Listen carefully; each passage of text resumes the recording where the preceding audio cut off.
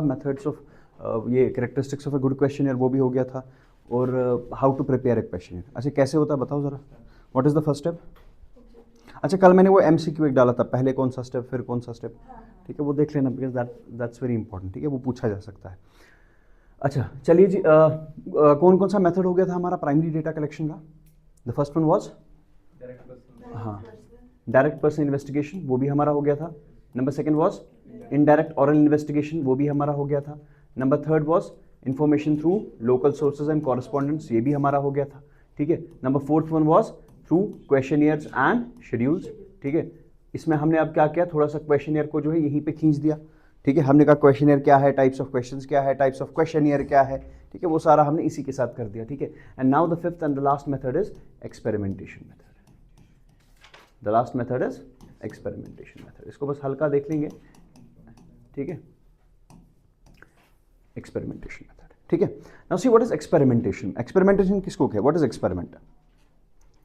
अच्छा experimentation method से पहले can you tell me what is observation method, because I don't want कि आपको कंफ्यूजन हो जाए एक्सपेरिमेंटेशन मेथड और ऑब्जर्वेशन मेथड में। उसमें एक्सपेरिमेंट करते हैं, वेरी गुड। और एक्सपेरिमेंटेशन मेथड में लगता है मोस्टली साइंस जो है, साइंस फील्ड्स उनमें हो जाता है। नहीं, नॉट नेसेसरी, मोस्टली अगर आप कहोगे तो चलो बच जाओगे, but not a clear distinction. और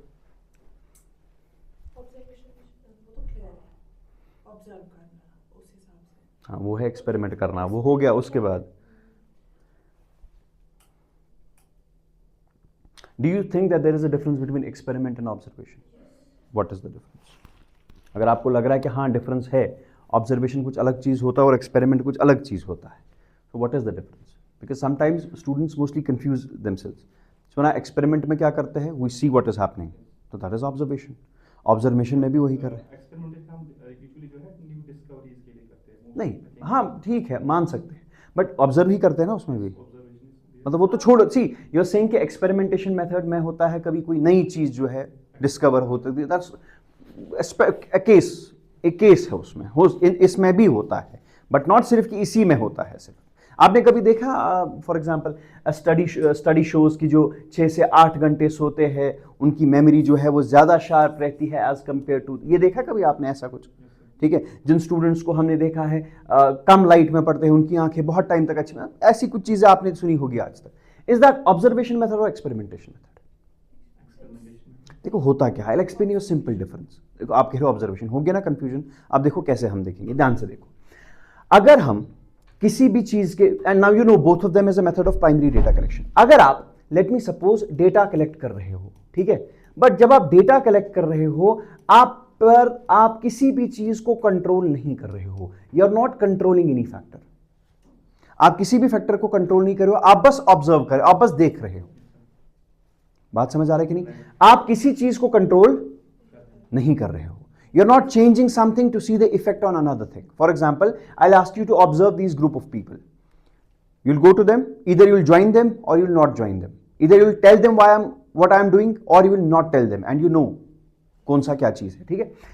डेटा कलेक्शन मेथड जिसमें आप सिर्फ ऑब्जर्व करोगे and you will have no control on the variables, किसी चीज पे आपको कोई कंट्रोल नहीं होगा, that is called as observation method, that is called as observation method, ठीक। बट अब अगर आप फिर से डेटा कलेक्ट कर रहे हो, ठीक, but you are collecting the data in such a way, ध्यान से देखो, that you are keeping 2 or 3 variables into consideration. For example, what is the effect of sleep on memory? What is the effect of sleep on, so that means अब क्या करोगे, पहले आप किसी को 4 घंटे सुलाओगे, फिर उसका इफेक्ट मेमोरी पे देखोगे, फिर 5 घंटे, फिर 6 घंटे, फिर 7, फिर आप देखोगे मेमोरी रिटेंशन कहां पर सबसे ज्यादा है। So don't you think you are controlling one thing, the sleep, and then you are seeing कि उसका क्या इफेक्ट रहेगा मेमोरी पे। समझ आ गया कि नहीं? तो जहां पर आप किसी वेरिएबल को कंट्रोल करोगे और उसकी वजह से उसका इफेक्ट दूसरे वेरिएबल पे देखोगे, that is called as experimentation method. This is a simple difference, this is called as experimentation method. Controlling one variable and we'll see what will be the effect of that control on the second variable. And obviously आपने ये चीज सुना होगा इससे पहले भी, जब for example if I take only 2 variables into consideration, ठीक है, या फॉर एग्जाम्पल एग्रीकल्चर की बात में करूं, ठीक है, मुझे देखना है that if I am using a particular fertiliser, what is the effect of this fertiliser on crop production. बात समझ आ रहा है? Now what you will do, you will take 2-3 places and use different types of fertilizers, maybe different amount of fertilizers, different types of fertilizers, जो भी आप use करो. Let me suppose this is an experiment which checks the effect of type of fertilizers on crop production. तो आप क्या करेंगे, आप ऐसे 3 जगह ले लेंगे, ठीक है? This is place A, place B, place C.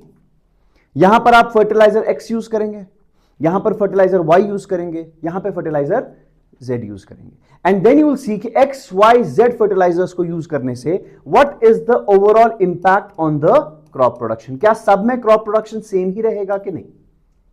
Don't you think you are controlling one thing, the type of fertiliser, and then you are seeing its effect on the crop production, but provided यहां पर बाकी जितने भी effects है या जितने भी variables है वो सारे के सारे क्या है, otherwise you will not get the desired results.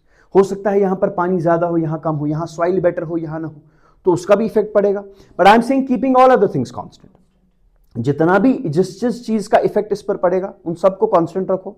आपको नहीं लग रहा ये जब मैं कांस्टेंट रख रहा हूं मैं कंट्रोल कर रहा हूं इस प्रोसेस को?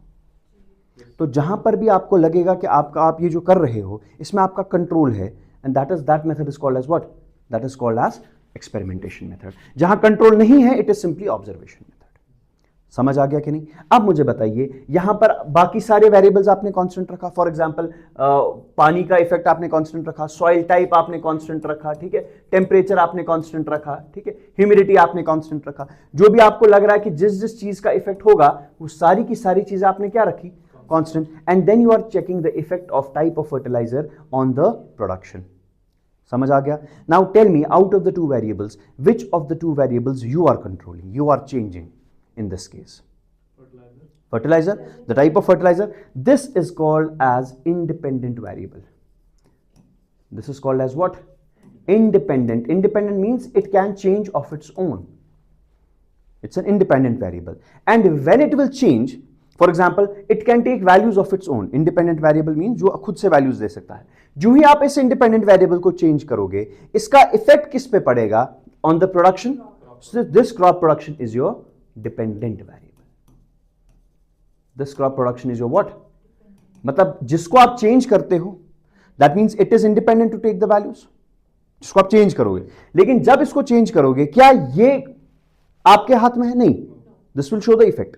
So this will be the cause and this will be the, because we usually say that experiment method जो है वो हमारा cause effect relation को establish करने के काम आता है कि what will be the cause, type of fertilizer and what will be its effect.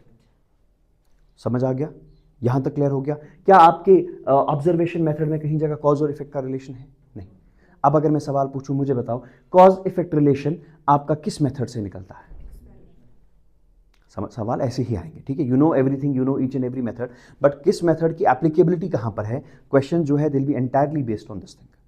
यहां तक क्लियर हो गया? डिपेंडेंट एंड इंडिपेंडेंट वेरिएबल, ठीक है, ये क्लियर हो गया ना, डिपेंडेंट एंड इंडिपेंडेंट वेरिएबल। अगर आपको एक्सपेरिमेंटेशन मेथड पे क्वेश्चन आ जाए, for example in case of experimentation method we are changing the type of fertilizer to see its effect on the crop fertilizer, out of them which one of them is the dependent and which one is independent. जो आप change करोगे that is independent because it is changing and it's taking values of its own, it's independent in itself, but इसका effect किस पे पड़ रहा है? दूसरे वाले पे, so it becomes dependent। आपने ये देखा होगा ना, for example if I say for example अगर आपने थोड़ा सा मैथमेटिक्स में यूज करूं y is equivalent to 2x plus 3, आपने बचपन में ऐसे देखा होगा y is equivalent to 2x plus 3, फिर आपने देखा होगा if x is equivalent to 1, देखा बचपन में, सुना? if अगर x का वैल्यू 1 रखेंगे तो y का वैल्यू क्या बनेगा? 2 into x की जगह 1 plus 3 और y का वैल्यू क्या बन जाएगा? 5। सो दैट मींस अगर x का वैल्यू 1 है तो y का वैल्यू क्या है? 5 है कि नहीं? और ये आपका है भी एक टॉपिक, ठीक है? x अगर 1 है तो y कितना है? 5 है। So this x is called as what? This x becomes independent variable, because आपने कहा इफ x इज 1 तो x अपने से वैल्यू ले रहा है, बट y का वैल्यू जो है it is depending upon the value of x, so this becomes my dependent variable, this is independent variable. समझ आ गया? आपने कभी आज तक ये चीज देखी है? ग्राफ कभी सुना है जिंदगी में? सुना होगा। ग्राफ पे क्या होता है? बनाते क्या है इस पे क्या करते हैं हम? इस साइड से एक वेरिएबल लेते हैं, इस साइड से दूसरा वेरिएबल लेते हैं, फिर देखते हैं कि किस तरीके से इफेक्ट एक वेरिएबल का दूसरे वेरिएबल पे, ठीक है, क्योंकि यह आपको आपके मैथमेटिक्स में भी पढ़ना होगा और इकोनॉमिक्स में भी पढ़ना होगा, ठीक है। For example this is your X and this is Y, ठीक है। अब देखो कितने वेरिएबल्स शो हो रहे हैं, दो वेरिएबल्स। ये हमेशा याद रखना चाहिए जब भी आप ग्राफ बनाएंगे, just keep this thing in your mind. और जब भी आप ग्राफ पढ़े, just keep this thing in your mind whenever you draw a true axis graph. जब ये दो एक्सिस आप बना रहे हो, ठीक है, X axis and Y axis, दो वेरिएबल्स यहां होंगे। कभी आपने देखा होगा फॉर एग्जांपल यहां पर होगा, लेट मी सपोज, चलो वो छोड़, अब कंफ्यूजन होगा फिर वो एक्सप्लेन करना पड़ेगा, एक्स एंड वाई। अब उसमें एक क्लास चला जाएगा, एक्स और वाई, यहां तक क्लियर। अब देख लीजिए, मैं कह रहा हूं कि जब आप दो वेरिएबल्स यहां पर रिप्रेजेंट करते हैं, जो ये वाले एक्स एक्सिस है, जो ये वाली एक्सिस है, इस पे हमेशा हमारा इंडिपेंडेंट वेरिएबल लिखा जाता है।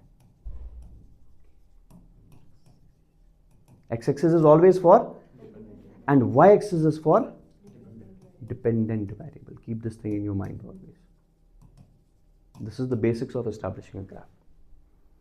ये वाला axis independent. If x is equal to 1, x is 1, how much is y? 5. तो ये वाला पॉइंट आपका डिपेंड हो जाएगा। समझ आ गया? अब इसकी जरूरत फिलहाल नहीं है, बस फिलहाल ये समझ आ गया ना। I just wanted to explain and there is more description to this, ठीक है। जब आप इकोनॉमिक्स पढ़ोगे उस दिन मुझे याद दिलाना, ठीक है। यहां तक क्लियर हो गया, इसमें कोई प्रॉब्लम तो नहीं है, कॉज इफेक्ट समझ आ गया, ठीक है। सो क्या ना, इससे एक्सपेरिमेंटेशन मेथड एक ऐसा मेथड है जिसमें हम कॉज इफेक्ट रिलेशन एस्टैब्लिश करते हैं। We change one variable and see what is the effect of the change of that variable on another variable, keeping all other variables, otherwise मैं establish नहीं कर पाऊंगा। यहां तक फॉर एग्जाम्पल क्रॉप प्रोडक्शन का, what is the effect of sleep on memory, ठीक है। या हम कभी ऐसे भी करते हैं, आपने देखा होगा, ऐसे बोलेंगे, आपने कभी स्टडी में सुना होगा, दो बच्चे थे, एक को जो हमने डांट के कोई चीज समझाया, दूसरे को प्यार से समझाया, ज्यादा समझ किसको आ गया? What is that? Collecting the data but on the base of what? Experimentation method. But अगर आप दोनों बच्चों को ऐसे ही छोड़ दो and you start observing them, आपने कुछ कंट्रोल नहीं किया। यहां पर आपने कंट्रोल किया था पहले एग्जाम्पल में, आपने एक को डांटा और दूसरे को ऐसे ही छोड़ा। द मोमेंट आपने किसी को डांटा, किसी को ऐसे ही छोड़ दिया, that means you are controlling one variable. But अगर आप दोनों को ऐसे ही छोड़ दो and start observing their activities, then it is called as observation method. यहां तक क्लियर हो गया? इसमें कोई प्रॉब्लम तो नहीं है। So these are the methods for collecting primary data. यहां तक कोई प्रॉब्लम तो नहीं है, समझ आ गया कि नहीं? अच्छा मुझे बताओ, जो ही मैं एक्सपेरिमेंटेशन मेथड कर रहा हूं, let me add some more points to this. The moment you are doing experimentation method, ठीक है, क्या आपको नहीं लगता इस एक्सपेरिमेंट को मैं बार बार कर सकता हूं, रिपीटेडली कर सकता हूं? Is it possible with questionnaire? Same चीज को बार बार पूछूं, आपको लगता है वो जवाब देगा?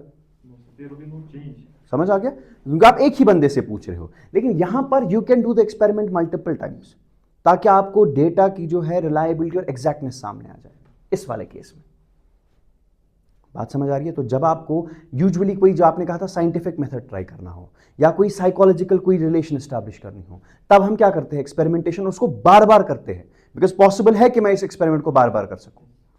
समझ आ गया? तो जब आपको लगता है कि किसी चीज को एस्टैब्लिश करना है, कोई हाइपोथेसिस है, इसको एस्टैब्लिश करना है कि ये सच है कि नहीं। फॉर एग्जाम्पल मैं आपको कहूंगा कि ज्यादा सोने से मेमोरी तेज होती है, I give an hypothesis. Now you want to check it, ये सही है कि नहीं, तो will perform experimentations, multiple experiments, multiple, और आपको लगेगा कि हाँ ये चीज सही है, यू विल एस्टैब्लिश कि हाँ भाई ये आपने जो कहा ये बिल्कुल सही है। समझ आ गया?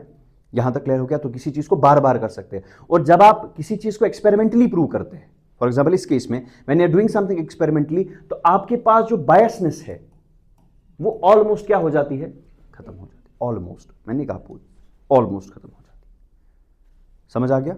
यहां तक क्लियर हो गया? Okay, now these were your primary methods of collecting primary data, ठीक है। What about secondary data? शाबाश। पहले एक बात बताओ, ये सेकेंडरी डेटा होता क्या है? थोड़ा सा और एक्सप्लेन करोगे तो मुझे अच्छा लगेगा। जिसको ऑलरेडी किसी ने कलेक्ट किया होगा अपनी स्टडी के लिए, ठीक है, और आप उसको यूज कर रहे हो, ठीक है। Now this is secondary, why? Because you are not collecting it, you are not deciding the methodology, ठीक है, आपकी वो एग्जैक्टनेस नहीं पता, सो यू विल से भाई this is what? Secondary data. हमने क्या कहा था? Distinction between primary and secondary data is only on the basis of कि कौन कलेक्ट कर रहा है, किस पर्पज से कलेक्ट कर रहा है। If you know you are collecting the data with the intent, क्या आपके पास एक्चुअली में क्या, जब मैंने वो रॉ फुटेज का एग्जाम्पल दिया था, आपने कहा था प्राइमरी, मैंने कहा ध्यान से देखो, वी डोंट नो कि किस हिसाब से जो कलेक्ट करने वाला था इसके दिमाग में क्या था। So intention is very important in that case, ठीक है, और इंटेंशन आप कभी जान नहीं सकते, सो इट्स प्राइमरी डेटा, ठीक है।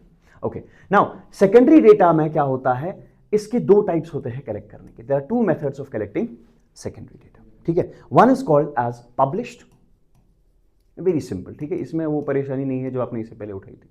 And the second one is unpublished, one is published secondary data and the second one is unpublished secondary data. क्या होगा पब्लिश्ड और क्या होगा अनपब्लिश्ड?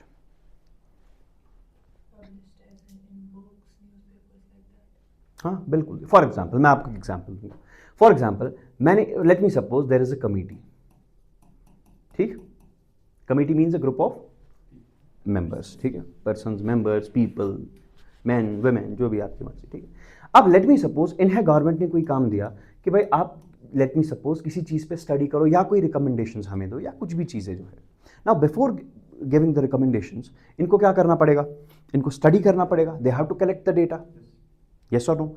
अब चूंकि कमिटी ने डेटा कलेक्ट किया, मेरे पास जब पहुंचेगा it will be a secondary data, because now I am not collecting it, it's a secondary data, so that means I will not collect the data, someone else will collect the data for me.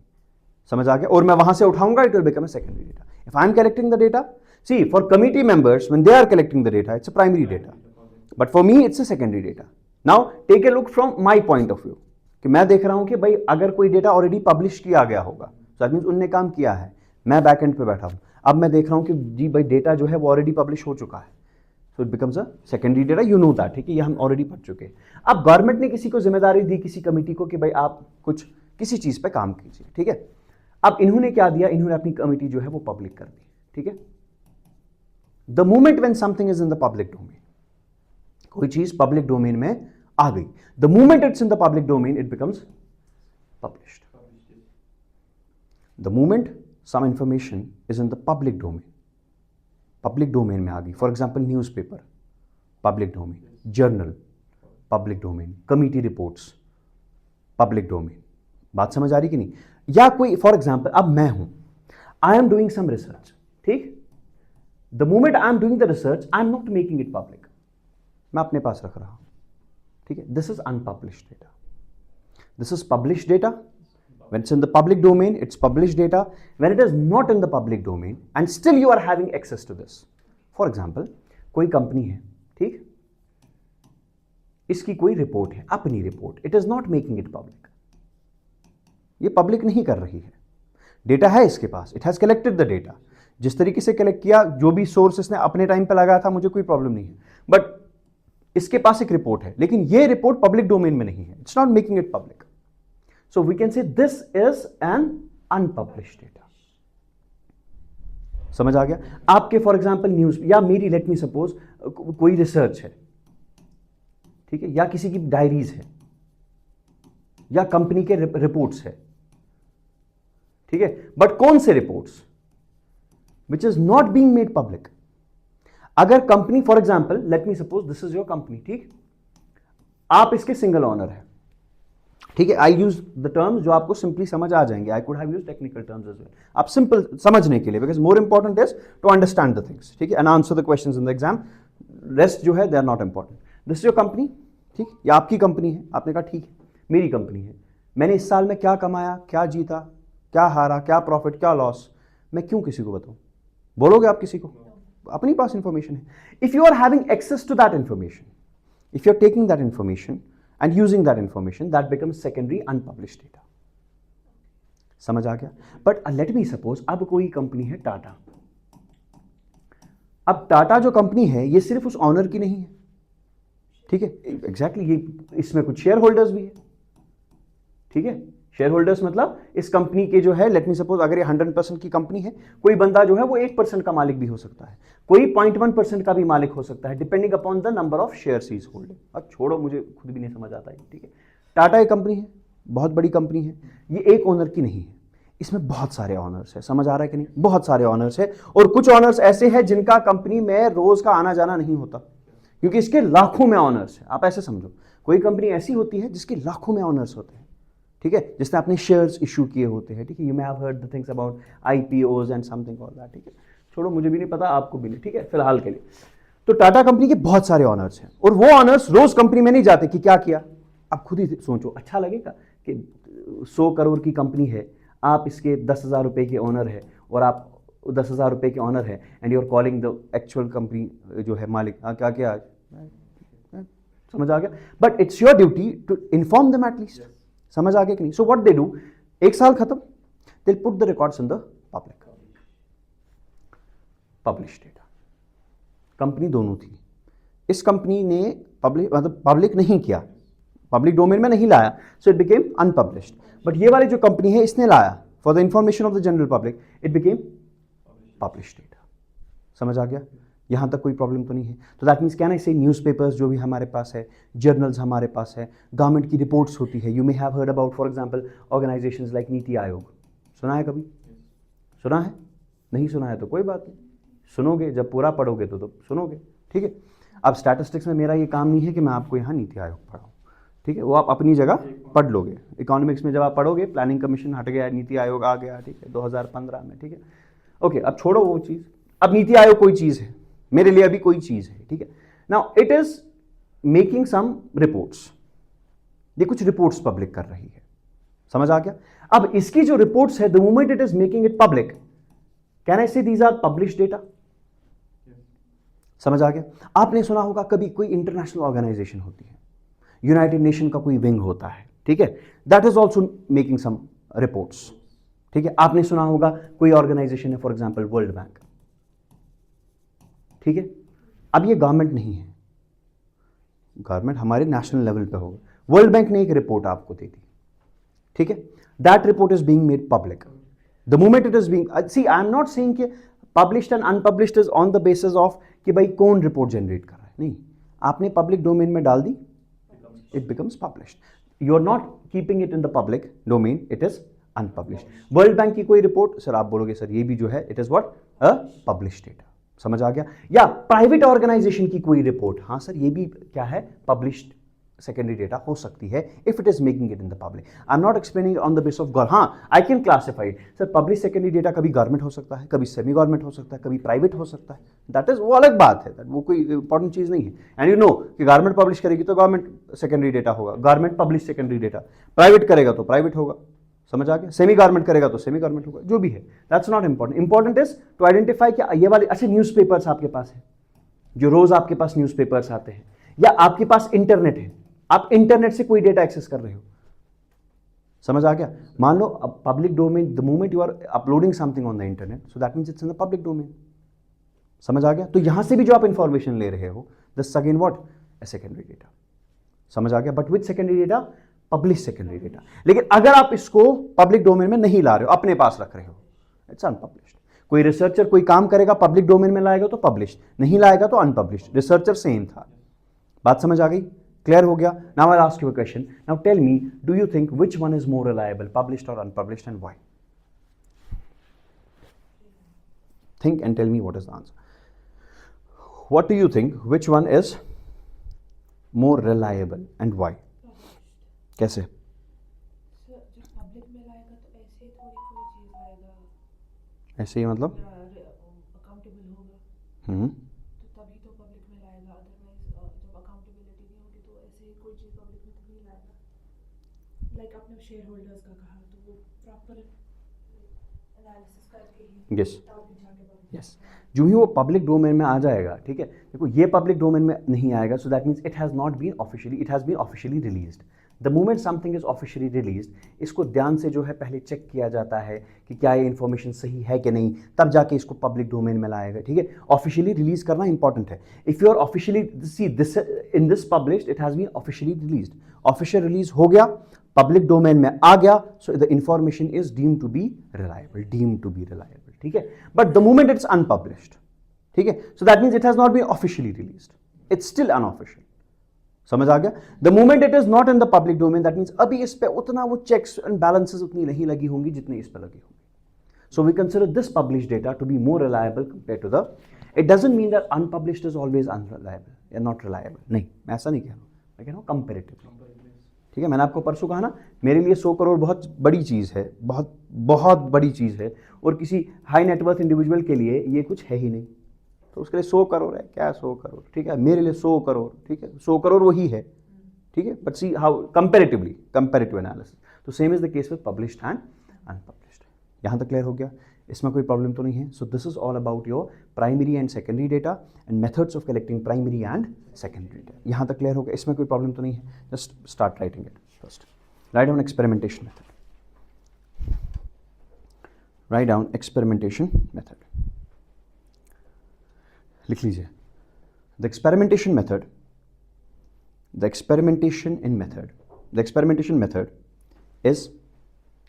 is a scientific method, is a scientific method of collecting, is a scientific method of collecting a primary data, is a scientific method of collecting primary data in which the researcher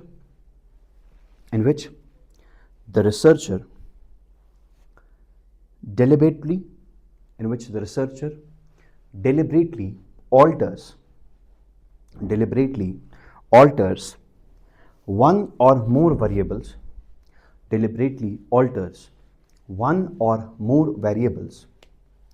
to observe their effect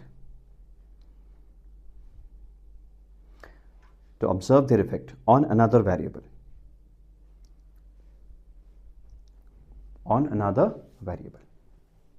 Full stop. In this method,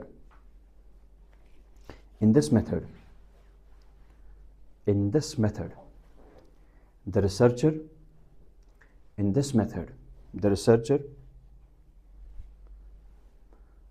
colon लेके ना dash, colon dash, ठीक है. The researcher, first point, manipulates an independent variable. बताओ सही है कि नहीं? कौन सा मैन्युपुलेट करेगा? Manipulates independent variable. Second thing, independent variable को ऑल्टर करेगा. उसके बाद क्या करेगा? Second point, keep other factors constant. ठीक है, what we call in economics as ceteris paribus. ठीक है, we'll study there. Keep other factors constant. And number third, observe the effect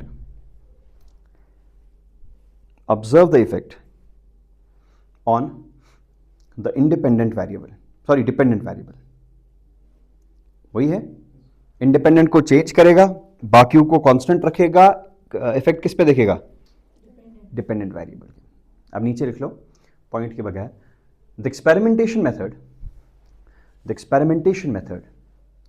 aims to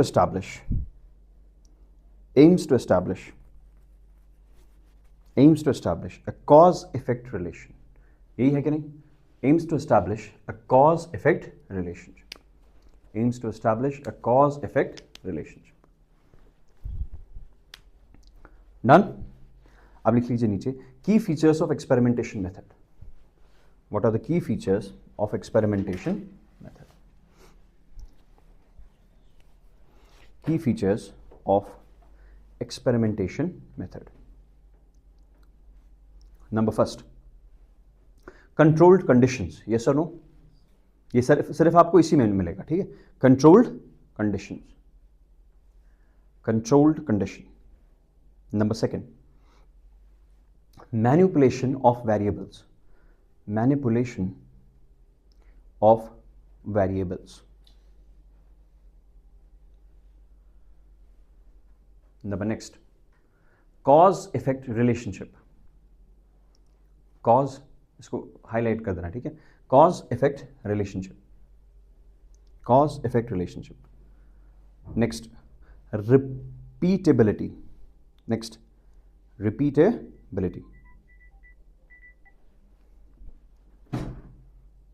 इसको बस लिख लीजिएगा. ठीक है, फिर मैं, क्योंकि आप खुद से ये नहीं कि आप घर जाओगे, नेट खोलोगे और आंसर लिखोगे, खुद से सोचना उसके बाद लिखना. अदरवाइज फिर मैं यही लिखा देता, फिर तो फायदा ही नहीं कोई. So write down, what are the merits and demerits of experimentation method. What are the merits and demerits of experimentation method.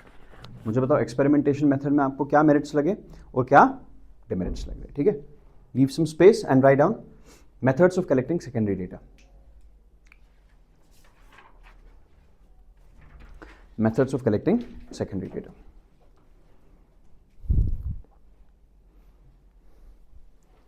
Methods of collecting secondary data. I guess after 3-4 days or 5 days we'll have 2 classes regularly, ठीक है, लेकिन एक statistics की और एक mathematics की. We'll have 2 classes together because mathematics will take time, तो उसको थोड़ा सा उसमें इतना थे. अब वैसे इसमें भी आपका theory based almost खत्म हो रहा है, but I want कि दोनों subjects एक साथ चले, ठीक है, थोड़ा सा और सेम ही लगेगा आपको, खास फर्क नहीं लगेगी इसमें, तो कर लेंगे इंशाल्लाह आफ्टर 3 or 4 days, ठीक है. Okay, write down methods of collecting secondary data. लिख लीजिए, there are 2 methods of collecting secondary data. There are 2 methods of collecting secondary data. There are 2 methods of collecting secondary data. Number first, published and unpublished. कभी कभी हम जो publish data है ना उसको हम कभी एक्सटर्नल डेटा भी कहते हैं, क्योंकि बाहर से आ रहा है ना, बाहर डोमेन में अवेलेबल है, और जो अनपब्लिश्ड है उसको हम कभी इंटरनल डेटा भी कहते हैं, ठीक है. So keep this thing in your mind. कभी होता है ना, पढ़ा चीजें पढ़ी हुई होती है बट उसका दूसरा नाम नहीं समझ आ रहा होता.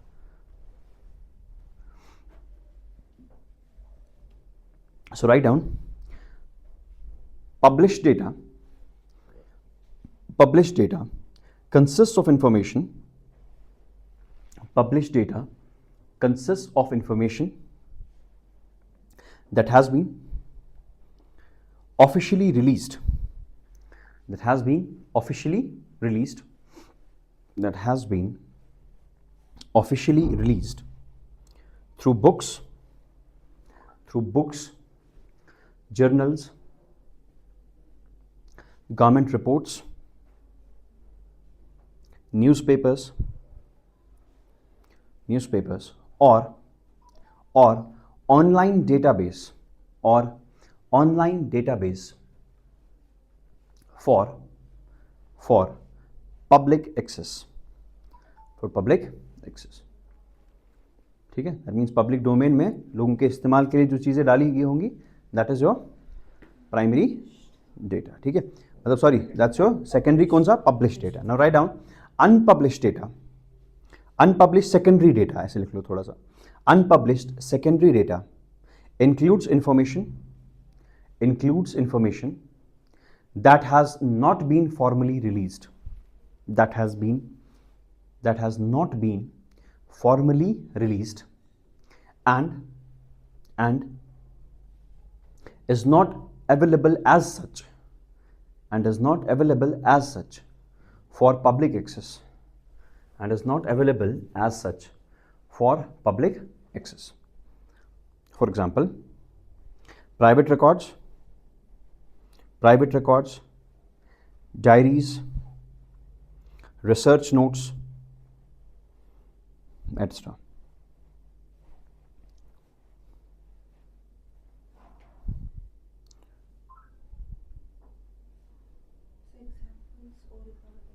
एग्जाम्पल्स आप लिख लीजिए. प्राइवेट रिकॉर्ड्स, डायरीज, और लिखा आपने कुछ उसमें? हाँ, रिसर्च नोट्स. ठीक है ना. बट एक चीज याद रख लीजिएगा, same data which is primary for someone can be secondary for someone else, और data which is secondary for someone else can be primary for someone else, depending upon कि आप इसको किस पॉइंट ऑफ व्यू से जो है वो देख रहे हो. ठीक है, यहाँ तक क्लियर हो गया. So this is about your. अच्छा, एक चीज़ और पढ़ना था जो मैंने आपको कल कहा था, दैट इज बायस. वो पता नहीं क्या लिखोगे उसको, because if A question of थोड़ा सा अगर डिफिकल्ट क्वेश्चन आ जाए, ठीक है, यू कैन नॉट एक्सपेक्ट कि क्या किस लेवल का सवाल आ सकता है. ठीक है, क्योंकि प्राइमरी डेटा सेकेंडरी डेटा के साथ एक इंपॉर्टेंट चीज़, एक लिंक है, दैट इज बायसनेस. ठीक है, एरर्स पढ़ने की जरूरत नहीं है. ठीक है, what are the types of errors. ठीक है, for example what is sampling error, what is non sampling error, what is random sampling, types of sampling. मुझे लगता है सैम्पलिंग हमारे पास सिलेबस में था, but it was in accounts assistant 2020 का जो 2021 का, उसमें था एक topic sampling and non sampling errors. ठीक है, बट जो आपका एफए जब से आ गया है तो उसमें सैम्पलिंग और non sampling is not explicitly mention. ठीक है, and it's not explicitly mention nor it is necessary और लिंक टू सम टॉपिक. ठीक है, हाँ, अगर आपका अलग से होता है सेंसस टॉपिक, अलग होता है सेंसस एंड एन्यूमरेशन, अगर वो होता तो सैम्पलिंग नॉन सैम्पलिंग पढ़ना बहुत ज़रूरी था. ठीक है, तो इतना भी नहीं पढ़ेंगे। देखो पढ़ने के लिए बहुत सारी चीज़ें हैं, पढ़ने के लिए इतनी चीज़ें हैं कि आप 1 साल तक भी पढ़ो तब भी आपका स्टैटिस्टिक्स जो है वो कंप्लीट नहीं होगा। But you have to see from your exam point of view कि मुझे क्या चीज़ें आ सकती है। You have to see input output, input output in sense कि आप कितना टाइम दोगे और कितने टाइम से मुझे कितना आउटपुट मिलेगा। ऐसा नहीं कि आप स्टैटिस्टिक्स पे लेट मी सपोज पूरे जो है 200-300 पेजेस बनाओ, लास्ट में नंबर 10 आ जाएंगे, ठीक है, उसमें से अभी आपका 1 गिरेगा, हो गए 9, ठीक है, वो टाइम कितना लगा था और बाद में फिर रिवाइज भी नहीं होगा। सो अपने नोट्स ऐसे कंसाइज और प्रिसाइज बनाओ ताकि एग्जाम के टाइम पे वो रिवाइज हो सके। ज़्यादा बनाना और रिवाइज ना करना, उससे बेहतर है कम बनाओ, कम पढ़ो और ज़्यादा रिवाइज करो। जितना ज़्यादा रिवाइज करोगे उतनी ज़्यादा चीज़ें याद रहेंगी। अदरवाइज एग्जाम में हो जाएगा आपको, अच्छा ये मेथड तो ठीक है, दोनों में से क्या है याद नहीं है, प्राइमरी सेकंड सेकंड याद होगा, अप टू द ब्रिम याद होगा, लेकिन ऑप्शन कौन सा होगा यह आपको याद नहीं होगा।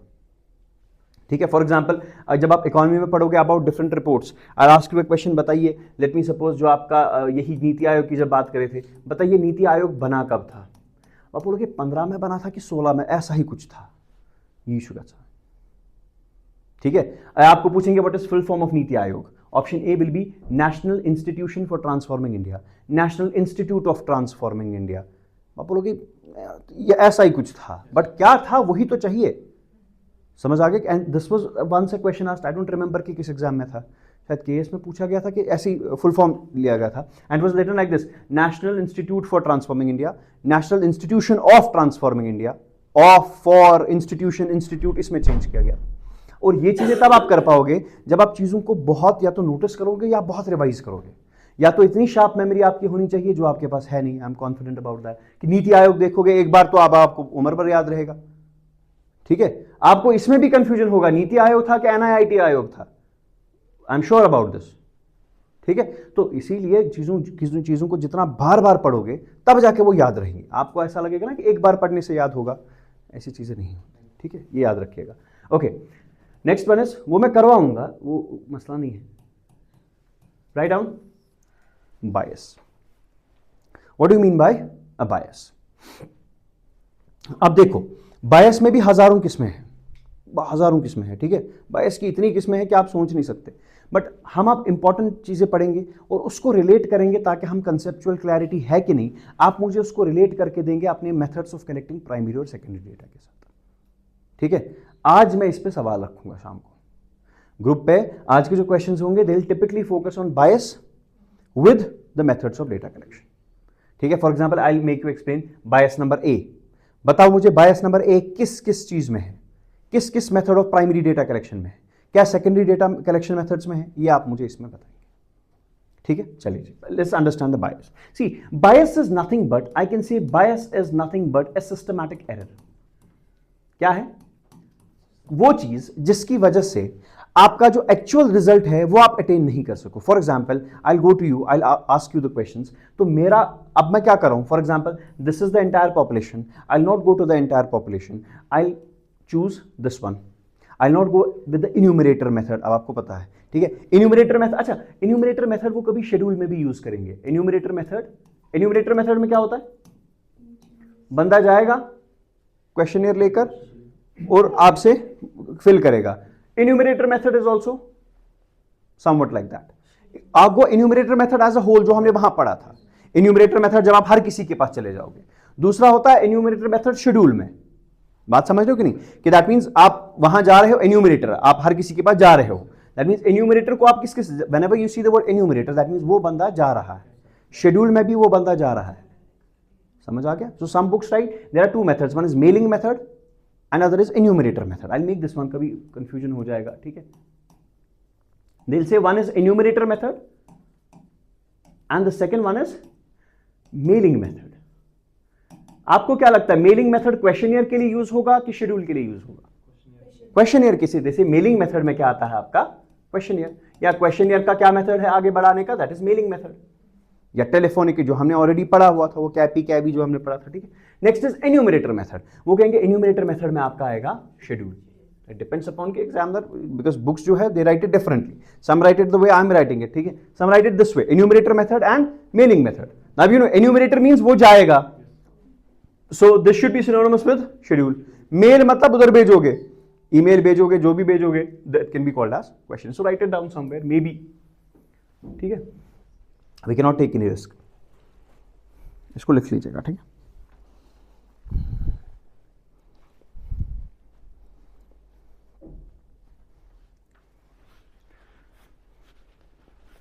There are some things I am leaving deliberately, not that important things, but your conceptual things. In a sense कि जो मैं चाहता हूं कि सबसे पहले मैं आपको वो क्वेश्चंस में ट्राई करूं, ठीक है। If I give you everything over here, ठीक है, हो सकता है मेरे से कोई चीज स्किप हो, तो मुझे आपको उस चीज के लिए प्रिपेयर करना है कि if I skip something, not intentionally, ठीक है, if I skip something unintentionally, may be मेरे दिमाग में कोई चीज था, स्किप हो गया, आई कैन नॉट से कि मैं जो भी इतना ही है स्टैटिस्टिक्स, इसके बगैर कुछ है नहीं, मैं ऐसा कभी नहीं कहूंगा ना, तो है भी। I am saying you that may be I skip a thing, तो उसके लिए आपको प्रिपेयर कैसे करूंगा, I give you questions. For example, अगर आपने देखा होगा एक्सपेरिमेंटेशन मेथड में मैंने मेरिट और डिमेरिट नहीं लिखा है, ठीक है, मैंने फीजिबिलिटी भी नहीं लिखा, अगर आपको देखा होगा। सो दैट इज माई टारगेट कि मैं वो आपको क्वेश्चंस में दूंगा, आप शाम को वो क्वेश्चंस ट्राई करेंगे, सुबह मुझे बताएंगे कहीं जगह प्रॉब्लम तो नहीं हुई, और तो पढ़ा भी नहीं था, but we understood what is your experimentation method. That means आपको फीजिबिलिटी भी समझ आ जाएगी खुद से, आपको मेरिट भी समझ आ जाएगा, डिमेरिट भी समझ आ जाएगा, instead of making you write each and everything, ठीक है। So that is why MCQs are very important, ठीक है। और ऐसा भी नहीं करना कि इसको जमा होने देना, बिकॉज रोज रोज अगर 10-12 एमसीक्यूज आ जाएंगे तो महीने का वो 400 एमसीक्यू बन जाएगा, वो 400 करना बहुत मुश्किल है, ठीक है। नाउ व्हाट इज बायस, देखो बायस क्या होता है, बायस मींस कोई भी चीज जिसकी वजह से, अच्छा मैं ये एक्सप्लेन करा था आपको, तो ये पूरी पॉपुलेशन है, इस पॉपुलेशन का कोई ना कोई पैरामीटर होगा, अब आपको समझ आ रहा होगा अगर आपको याद होगा तो, ठीक है, इसका कोई पैरामीटर होगा जो मीन होगा, मीडियन मुझे नहीं पता होगा, इसका कोई भी parameter that is representing the entire population, but I am taking a part of it and this is called as sampling. वहां से मैं जो चीज निकालूंगा इसको क्या कहेंगे, स्टैटिस्टिक्स, याद है कि नहीं, इसको भी स्टैटिस्टिक्स कहते हैं, ठीक है। Now tell me, will the statistics differ from parameter? Yes, it could. It will हमेशा, बट थोड़ा ऊपर थोड़ा नीचे, because this can not give you the exact. याद है वो कार्स का एग्जाम्पल, Yes. मैंने कहा था कार जो है आप मान लो यहां देखूंगा, डज दैट मीन कि पूरे इंडिया में भी वैसा ही होगा, ऊपर नीचे हो सकता है, ठीक है, वो ऊपर नीचे हो सकता है, वो क्या चीज डिफाइन करता है कि ऊपर नीचे हो, that is the bias, that is the error, this is the error. जो ट्रू वैल्यू और आपका जो वैल्यू निकल रहा है when you are studying this this sample, यहां से जो आपका रिजल्ट निकल रहा है, how much it is deviating from the actual result, that is called as error, and this occurs because of some biasness or because of some systematic errors. यहां तक समझ आ गया? So that means आपका जो true population का जो भी वैल्यू होगा वो हमेशा सेम नहीं होगा, किससे, जो हम सैंपल से निकाल रहे हैं, सैंपल से वैल्यू जो है it will not always be same, there will be some things कि जब मैं वो सैंपल पे करूंगा तो उसका वैल्यू जो है वो डिविएट हो जाएगा। I'll make you to understand this properly. I am telling you, when you apply statistical methods on the sample, you get some results, yes or no?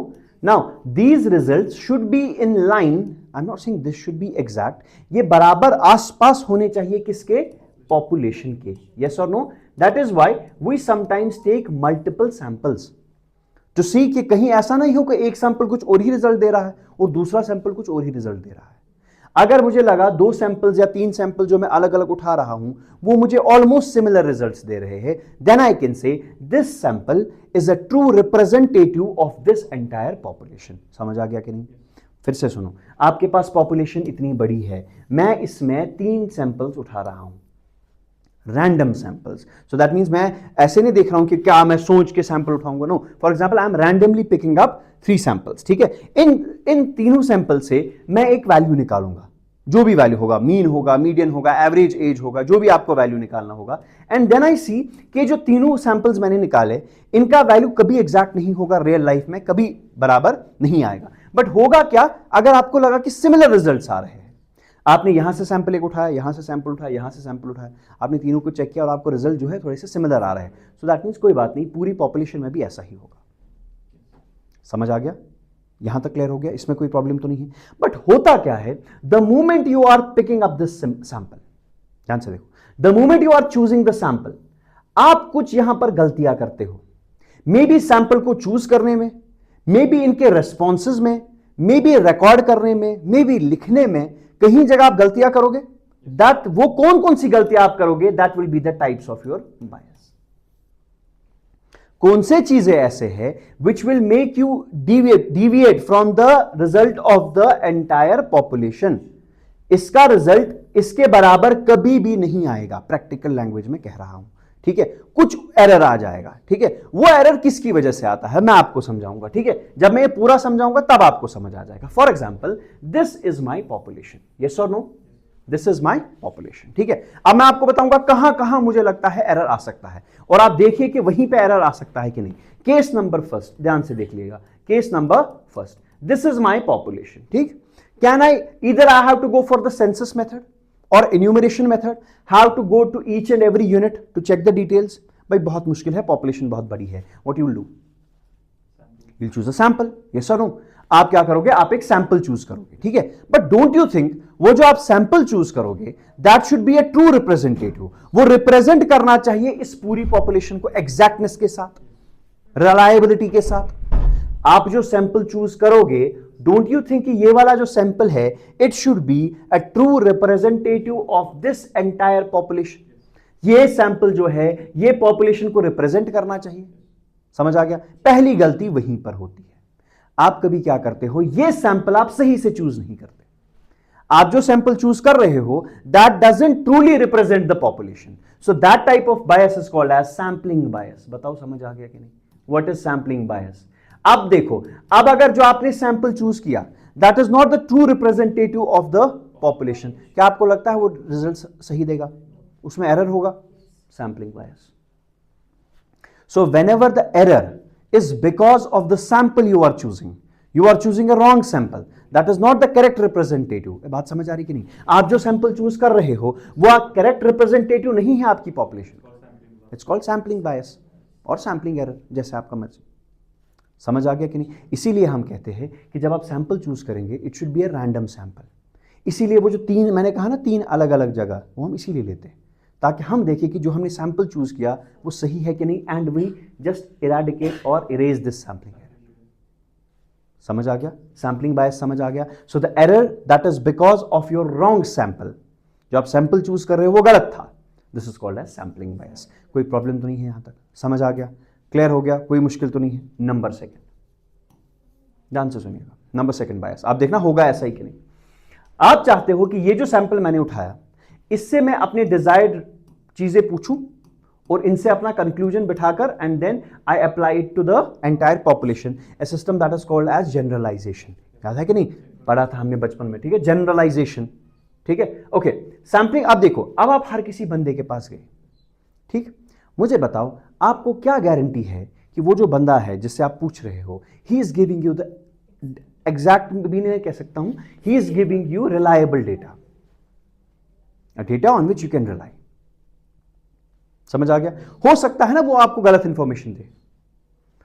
अगर उसने गलत इंफॉर्मेशन दी, क्या आपको लगता है कि जो मुझे यहां से रिजल्ट निकलेगा that will truly represent the population? नहीं हुई। जब यही गलत रिस्पॉन्स दे रहा है, गलत आंसर्स दे रहा है, डू यू थिंक यहां से जो मुझे रिजल्ट निकलेगा that will truly represent the population? No. So such type of bias is called as response bias. तो रिस्पॉन्स बायस किसकी वजह से आता है?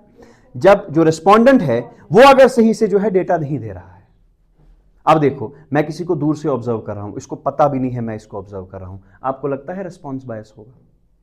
नहीं, तब रिस्पॉन्स बायस होगा ही नहीं। अब जब मैं उसके पास जाऊंगा, I will investigate him personally, ठीक है? पर्सनली इन्वेस्टिगेट करूंगा और पूछूंगा, बताइए जी क्या आपको लगता है रिस्पॉन्स बायस होगा? यस। अच्छा, if I go for indirect oral investigation, तब आपको लगता है रिस्पॉन्स बायस होगा? हो सकता है जो वो बंदा है वो मुझे रिलायबल डेटा नहीं दे सकता है। यही चीज आपको अब खुद से देखनी है कि कौन से चीज में कौन कौन सा बायस होगा। ये मैं नहीं पढ़ाने वाला, पढ़ाऊंगा बट सवालों के बाद। पहले सवाल करेंगे, डिस्कशन करेंगे, उसके बाद देखेंगे कि कहां कहां पर कंफ्यूजन है। यहां कोई प्रॉब्लम तो नहीं है? नंबर थर्ड, मैं क्वेश्चनर लेके गया 2 मिनट के लिए एग्जाम्पल, मैं क्वेश्चनर लेके गया, आपको दिया, ठीक? I want information from A group of people, but वो मुझे रिस्पॉन्ड ही नहीं कर रहे। For example, I want information from 10 people, but ये ऐसा नहीं कि जबरदस्ती उसको पकड़ो, बताओ जी जवाब क्या है, नहीं बोलना, I don't want to participate. So जिसके फॉर एग्जाम्पल आपने ये ग्रुप चूज किया, इसमें से आपके कुछ ऐसे लोग हैं जो who are not ready to participate, who are not ready to give you responses, that bias उससे भी एरर क्रीप इन हो जाएगा, that is called as non response bias. समझ आ रहा है कि नहीं? बातें क्लियर हो रही कि नहीं? That's called as non response bias. Sampling bias समझ आ गया?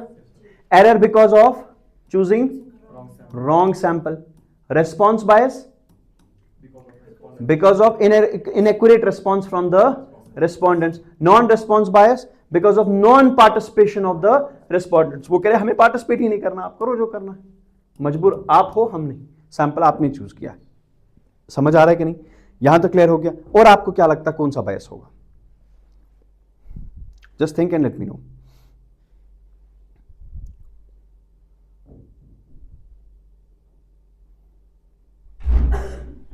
investigators bias हो सकता है. यस, इन्वेस्टिगेटर्स बायस. बताओ कैसे? जैसे हमने पढ़ा वो हमने पढ़ा था, leading questions. तभी कल जाकर वो जब दिमाग में आया तभी मैंने ये लिखा.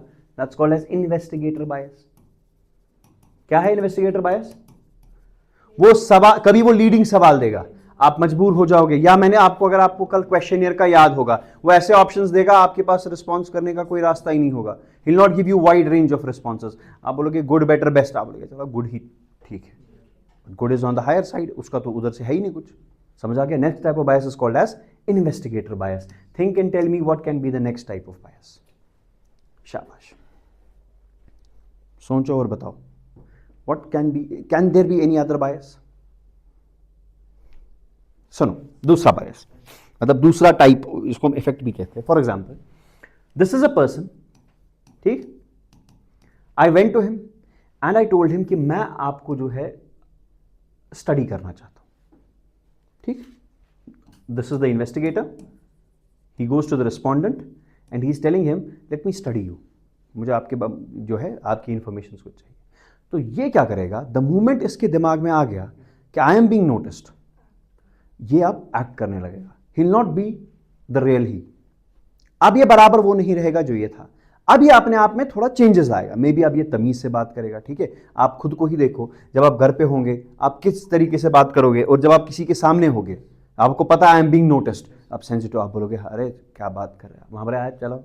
ठीक है, तो this is happening because you are being noticed by someone. And this, ये जो चीजें हैं, इसकी वजह से इस रेस्पोंडेंट के बिहेवियर में चेंज आ जाएगा. और जो ही इसमें चेंज आ जाएगा, रिजल्ट एग्जैक्ट नहीं होगा, रिजल्ट रिलायबल नहीं होगा. This effect is called as Hawthorne effect. This effect is called as Hawthorne effect. बताओ समझ आ गया?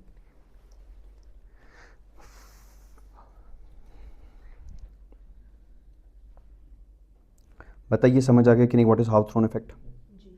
शाबाश. रेस्पोंडेंट का बायस हो, वो आपको बायस ही कह सकते हैं, टाइप ऑफ रेस्पोंडेंट बायस. समझ आ गया? कोई प्रॉब्लम तो नहीं है इसमें? ठीक है, इतना काफ़ी है हमारे पास. ठीक है, और देयर कैन बी, अभी बहुत सारे हैं, मैंने कहा ना बायस बहुत सारे हैं. ठीक है, one is called as measurement bias. Measurement bias होता है जब आप इंफॉर्मेशन कलेक्ट करने में गलती कर रहे हो. Your, let me suppose an investigator, you are collecting the data. वो डेटा कलेक्ट करने के टाइम पर या तो आपको भूल रहा है कि मैंने क्या लिखा था, मतलब मुझे क्या उसने बोला था, मुझे क्या लिखना है. So that such types of bias are called as measurement bias. ठीक है, ऐसे ही बहुत सारे बायस है हमारे पास. ठीक है, measurement bias, but the important ones जो है वो मैंने यहां लिख लिए, जो हमारा एग्जाम के साथ रिलेट हो जाएगा. ठीक है,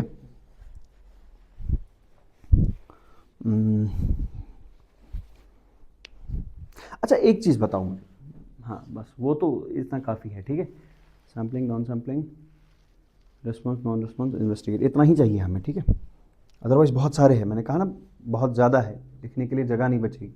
बट जितना इंपॉर्टेंट है, जितना हम रिलेट कर सकते हैं अपने मेथड्स के साथ, उतना हम लिख लेंगे. अच्छा, मैं आपको एक एग्जाम्पल दूंगा, आप बस सोचने की कोशिश कर दीजिए कि क्या उसमें चेंजेस आ जाएंगे जो मैं कहूँ. For example, there are two groups. ठीक, group A and group B. जो ग्रुप ए है, वहां पर जो आपका इन्वेस्टिगेटर है, ही इज एक्टिवली पार्टिसिपेटिंग. ठीक है, ही इज, मतलब वो काफी आपके साथ काफी अच्छा बनने की कोशिश कर रहा है. Is trying to get the data from you. ठीक है, आपसे बात कर रहा है, अच्छे से बात कर रहा है. This is group A. और ग्रुप बी के साथ he is not showing much interest. He is telling them questions, ये बताओ क्या है, तो and he is coming back. Do you think the responses from the two groups will differ? किसकी वजह से? Because of the involvement of the, see, he is not showing the bias in a way that he is not showing biasness in the questions. He is not showing biasness in the responses. ये जो investigator है ना तो ये questions में biasness दिखा रहा है ना ऑप्शंस में बायसनेस दिखा रहा है, बट ये किस में बायसनेस दिखा रहा है? Towards the response. समझ आ गया? जो ये इन्वॉल्व हो रहा है किसी ग्रुप के साथ ज्यादा और किसी ग्रुप के साथ कम। ठीक है, हमने देखा है, वी हैव ऑब्जर्व दैट जिस ग्रुप के साथ इन्वेस्टिगेटर जो है वो ज्यादा अच्छे से इंटरेक्ट करता है और he is having much expectations with that group. Much expectations, जब इसकी एक्सपेक्टेशन ज्यादा होगी that will be reflected with the way he behaves, है ना। फॉर एग्जांपल कोई टीचर होता है क्लास ए क्लास बी, इसको पता है क्लास ए से मुझे अच्छा रिजल्ट आएगा, he is having good expectations with it. ठीक है, so the moment he is having good expectations from it, he will act it in that way and he will get good response from it. This he is not, he is having less expectations. Since he is having less expectations, ये उतना desired results इनके साथ नहीं देगा, उतना time इनके साथ नहीं देगा, तो रिजल्ट्स भी क्या आ जाएंगे? कम ही आ जाएंगे। This is called as Pygmalion effect. बहुत सारे आप कितने बोलूं, ठीक है, इतना लिख लो आप, दिमाग में आ गया तो। This is called as what? Pygmalion effect. समझ आ गया? Good expectations, better results, less expectations, less results. समझ आ गया?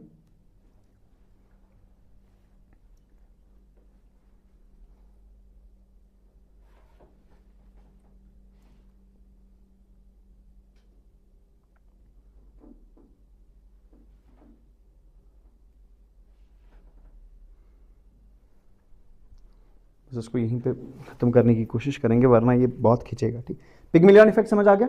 ठीक है, ज्यादा एक्सपेक्टेशंस, अब अगर आप कम एक्सपेक्टेशंस करोगे, कम, this is called as Golem effect. ज्यादा एक्सपेक्टेशन ज्यादा रिजल्ट, इसका opposite Golem effect. Pygmalion effect, ज्यादा एक्सपेक्ट करोगे, ज्यादा अच्छे से इन्वॉल्व होगे तो ज्यादा अच्छा रिजल्ट आ जाएगा, इसका उल्टा दैट्स गोलम इफेक्ट। बस काफी है इतना। ठीक है, now I try to relate these effects और relate these biasness with your questions in the primary and secondary data. ठीक है, अच्छा और एक चीज छोड़ो, ये लास्ट का बता दूंगा। I will send you text of this in the group. ठीक है, इसका थोड़ा सा इंपॉर्टेंट उतना है नहीं वरना मैं लिखा देता। ठीक है, I send it's text in the group. इसके नोट्स जो है वो मैं आपको ग्रुप पे भेज दूंगा। ठीक है, but try to copy them, छोटा छोटा शॉर्ट नोट्स, वन लाइनर मुझे चाहिए। बकवास लिखो, अब मैं कहता आप ही को लिखो, आप लाओगे Pygmalion effect is named after a great scientist doctor Pygmalion. ठीक है, वो चाहिए ही नहीं, काम ही नहीं है। बताओ पिगमिलियन इफेक्ट क्या होता है, just one liner, I give you that. ठीक है, अच्छा एक चीज बताओ, आपने ये चीज नोटिस किया हुआ कभी कि जब फॉर एग्जाम्पल आप मुझसे सवाल पूछोगे, आपने मुझसे कोई सवाल पूछा तो मैं ज्यादातर आंसर जो है वो हाँ में ही देता हूं, बिकॉज आई नो अगर आप मैं ना में दूं आप फिर चढ़ जाओगे वापस मुझ पर। आप for example you are an observer, आप बोलोगे ठीक है, आप बोलोगे हाँ ठीक है। If you say no, so that means maybe that will attract additional questions.